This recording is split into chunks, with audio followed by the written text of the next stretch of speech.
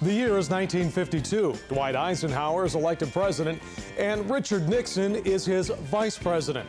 Trolley cars run through the streets of Altoona, and it's the humble beginning of a company that will eventually generate almost $2 billion a year in sales. Hi, I'm Chuck Farrell, and for the next half hour, we'll take a look at the history of Sheetz Incorporated. It's a company that grew from a dairy store to one of the largest and most respected retailers in the country.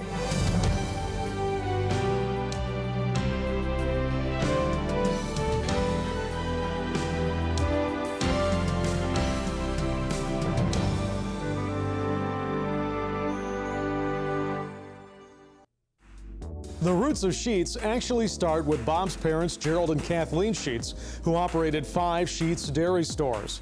No one could have imagined what was starting when Bob Sheetz purchased one of his father's 5 dairy stores. I told my father I didn't think school was for me. And he said, well, you ought to get back one more year. You need at least 2 years of college. And I said, but I don't like school. I don't think it's for me. I'd like to buy that store on 5th Avenue and 26th Street. And he said, oh, you don't want to do that? He said, that store, you know that store loses money. And I said, no, I didn't know that. He said, well, I don't see much future at that store because I don't see it showing a profit for a while. And I said, well, there were a lot of things I wanted to change. I thought I could make it go. And so he said, okay. And we went in one night after he agreed to it and took inventory. And the inventory was $1,006. And I had been working, I had saved $990.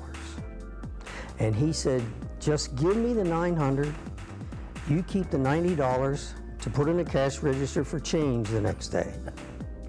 And that's how we started. And that's how store number 1 got started as far as the Sheetz today. Bob worked 7 days a week at his new store. As the business started to grow, he remodeled store number 1 and put a restaurant in the back called Bob's Dairy Dine. We were open 7 days a week, 365 days a year. And when you're open like that, you start to listen to your customers. And I just started to put in what they demanded.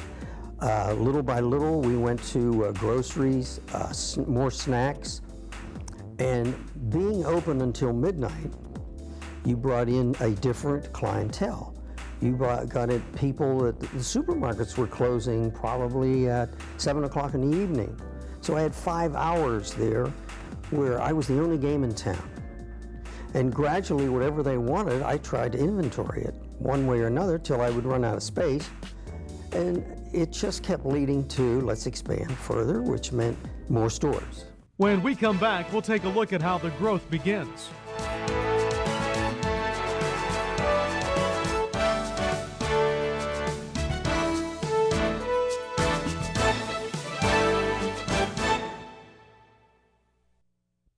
The remainder of the 50s and 60s saw little growth, with store number 2 opening in 1963, and then store number 3 came along in 1968, followed by number 4 in 1969. However, the 70s would become a decade of change for the Sheetz Quick Shopper. In 1972, things began to change rapidly. We started the year with 7 stores, ended with 14. We had doubled our size. We had stretched every resource we had. I found out how much I didn't know at all about running this business. We knew how to generate sales. We just didn't know how to make a profit out of all this. And as he said, we expanded a little too fast all at once. But we learned from that. We've made mistakes, and that's how we've kept going. When we make a mistake, we learn from it, and we try not to repeat it. One business decision made that year would change the way that Sheetz operates till this day. At that time, there was a company out of Houston, Texas, and they came in as a vendor. And they would take a parking lot, if you had a parking lot, and put gas pumps. They put the tanks underground, the pumps in. They were the vendor who provided equipment, inventory. All we did was collect the money. And Steve studied this for a long time. And he came to me, the gasoline was all Steve's idea. And that's probably the #1 part of our success story because of the profit in gasoline over the years, how we developed it further, how that was our focus for so long and still is. And the gasoline builds the traffic for us. And from there, we do the rest inside the store.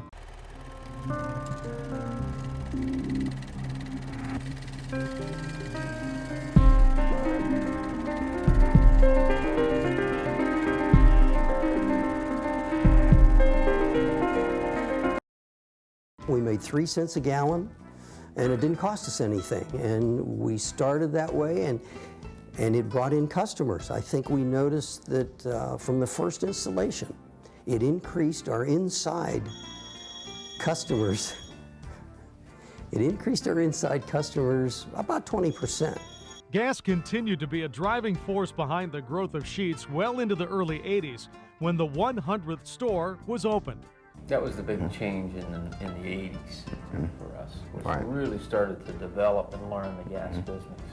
And as Stan said, it was mostly because of the presentation and the capacity that we could do. We went from gas being an afterthought in the 70s. We had 2 little pumps out there and a light over top of them, and we didn't really. It wasn't a revenue generator as much as it was just something more to do with the real estate. Right. And but it developed into. Wow, if we could put in more pumps, if we could put in a bigger canopy, and we saw, again, some other retailers across the country doing it and making an impact, that size of that unit, the capacity, the number of pumps was driving business. And it allowed us to take a more aggressive approach, I think, because not just the capacity, but we got more aggressive with pricing. We got more aggressive with purchasing. We learned how to purchase gasoline. I think we learned how to buy it properly because there's a lot of different ways to buy gasoline, and it took us quite a while to really understand what the distribution system with regard to fuel is. But we learned it. We brought in, again, outside talent. I mean, we went looking for people with knowledge and skill and brought them into the company so that we could buy a little bit better, and we learned to price it a little bit better as well. With the success of gas propelling Sheetz into the 80s, they opened store 150 in 1987 and now had over 1,500 employees in 3 states. However, the road to prosperity wasn't always a smooth one. We struggled for several years in the mid-'80s, and we really had to, I think, get back in touch with customers, find out what their needs were. Out of that came a lot of customer research, and we kind of recreated ourselves. We learned a lot. The customers told us what they wanted in terms of quality products, rather than pre-made, fresh-made. And they wanted fast service, they wanted friendly service, people were friendly, they wanted convenient location. I thought we always had given them convenient location and cleanliness. The store we were operating had really hit the wall. I mean, we just weren't getting much sales increase out of it at all. We didn't feel like we were reaching new customers, and so part of the planning that we were pretty engaged as a company in strategic planning. We really started back in 1980, but part of that process was, hey, let's try to figure out what it is people want. And so we did some good research and we did some good planning around this building. And Stan talked earlier about the end result being a better gas offer. That was part of it. But inside it was a more modern looking store. I think the big leap was the design of number 158 in Lewistown. And that opened in '87. That was the white block building. Yeah, we probably spent 2 years designing it, if you will. Safer. It gave a safe aura about it because Yeah. it was so brightly lit. Right. Everything was white, and so the female didn't have, we felt, any security issues coming in late at night. And that was an issue because we weren't attracting a female market. And one of the things that would help do that is, hey, make me feel safer in that store. It's bigger, it's brighter, it's well lit at night. So it did those things, but also was more modern and clean, and just more appealing. A lot of glass, and a ton of glass, and high ceilings, all new graphics package.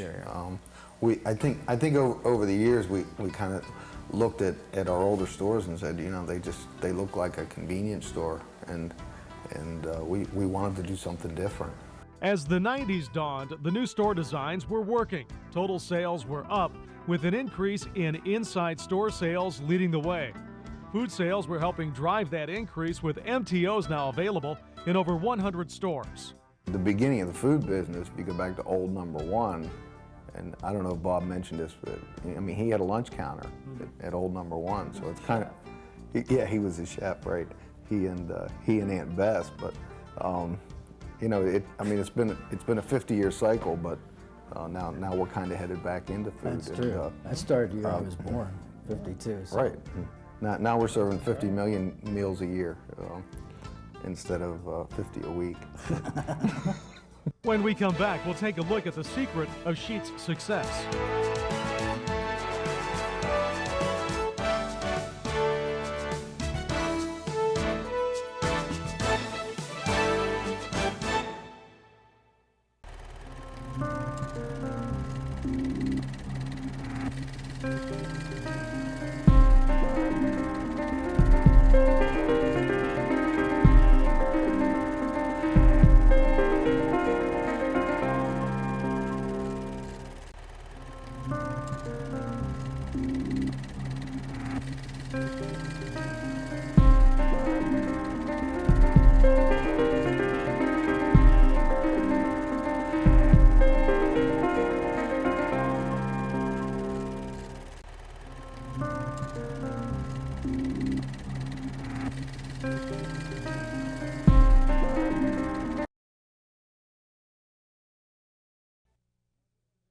The Sheetz of today doesn't look much like store number one, but there are a lot of similarities. The philosophy of the Sheetz family business hasn't changed much from what Bob started 50 years ago. What makes it easy for us today is the culture that has been created over the years, and it's a culture of growth. Growth is just part of our makeup.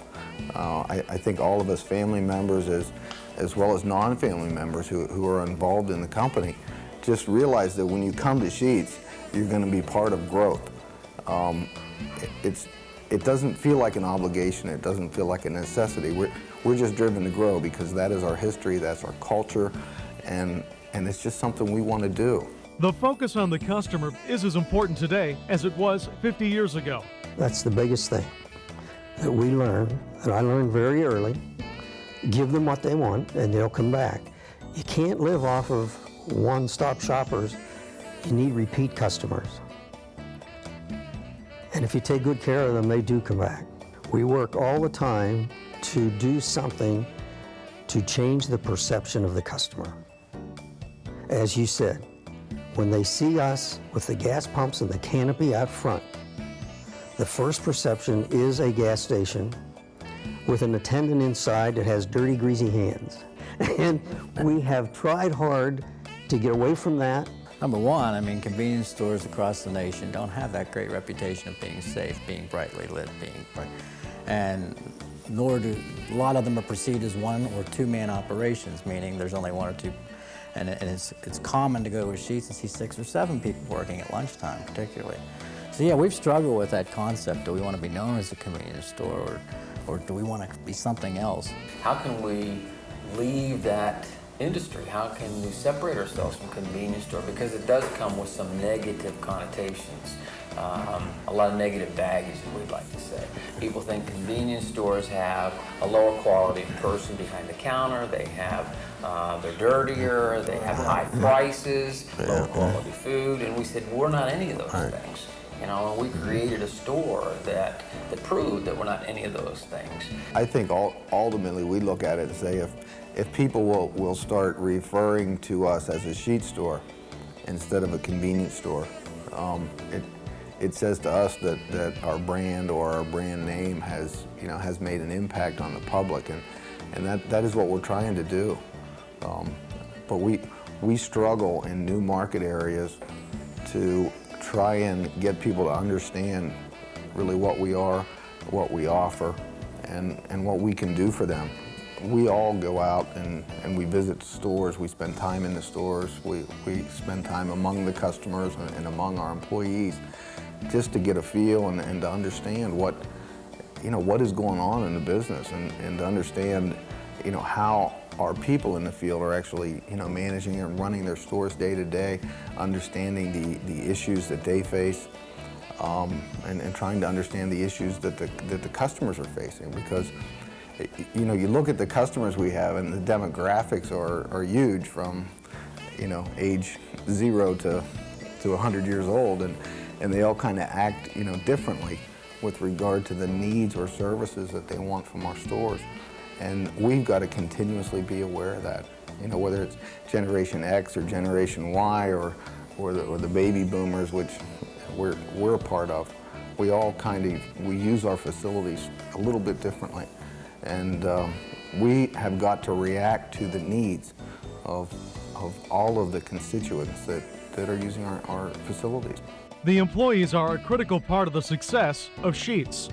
We have become a very high volume convenience store operator, and the only way to continue to serve more and more customers and do it efficiently and satisfy them with fast and friendly service and quality products in clean and convenient locations is with great systems to support our people who are working in our stores. We're trying to help our employees do a better job at executing our mission. When we come back, we'll take a look into the future of Sheetz. That's coming up next.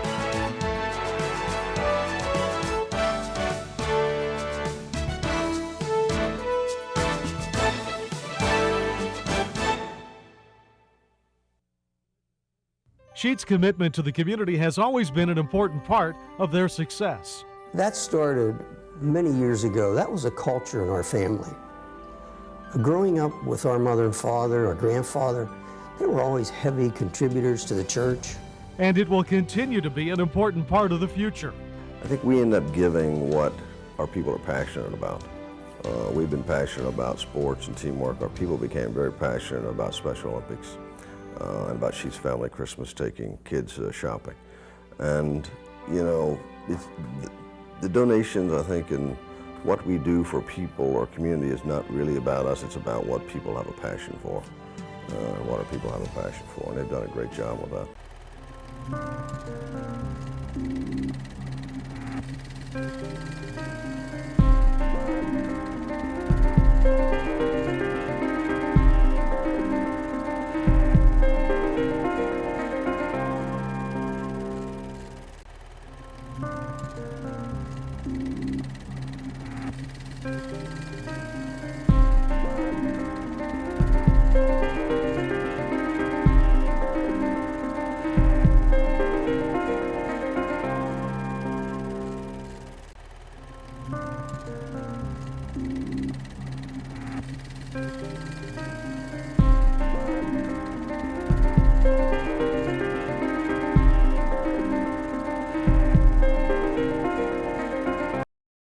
The mission statement for Sheetz is to provide customers fast and friendly service, quality products, clean and convenient locations. A philosophy that has served them well for 50 years. But what about the next 50 years? I think we're always looking forward. Trying to push it forward. And we try not to even compare ourselves anymore with the industry so much as compare ourselves with maybe best of class or best of brand. If we get the right people in the right jobs, that they'll take it in the right direction. People always ask, what's the next home run for you? What's the next gasoline? What's the next MTO? We don't know that. I think what we know is that if we put the right people in the right job and get great people, that they'll make good decisions going forward. I can't predict more than a year, maybe 3 years if I'm lucky, but we've got such a great organization, we've got a great legacy, we've got a great past, and we've also got a great future.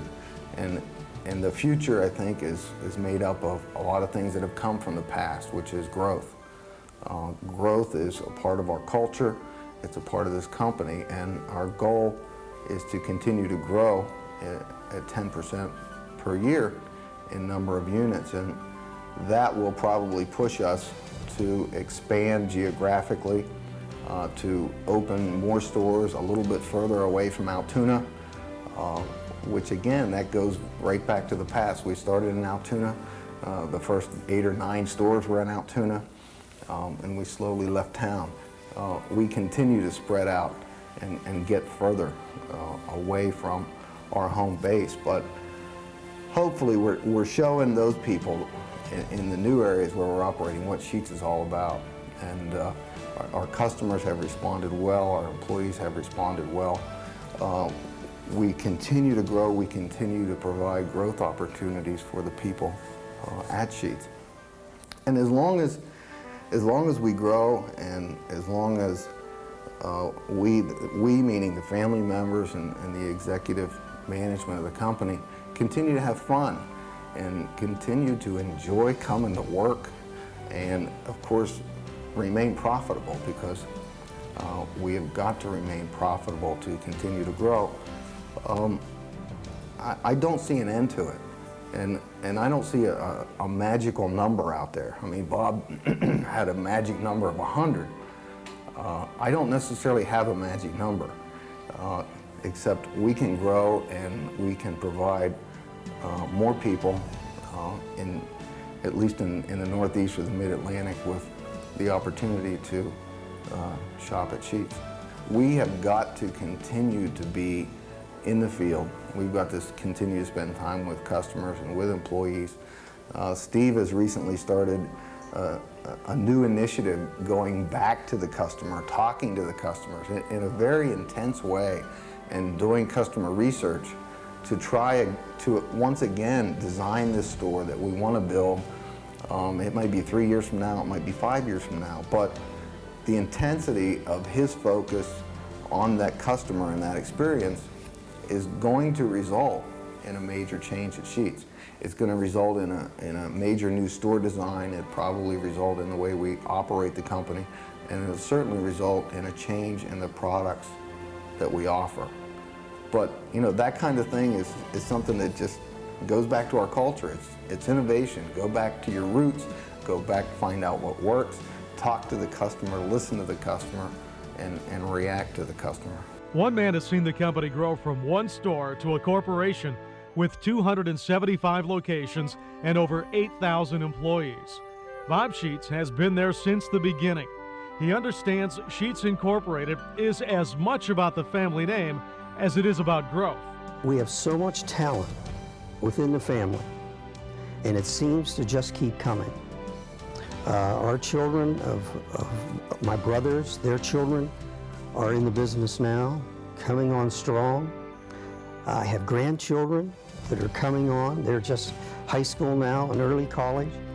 And we just see an abundance of talent there that we want to keep it in the family. We want it to be the Sheetz name. And we think it can continue and grow for a long time.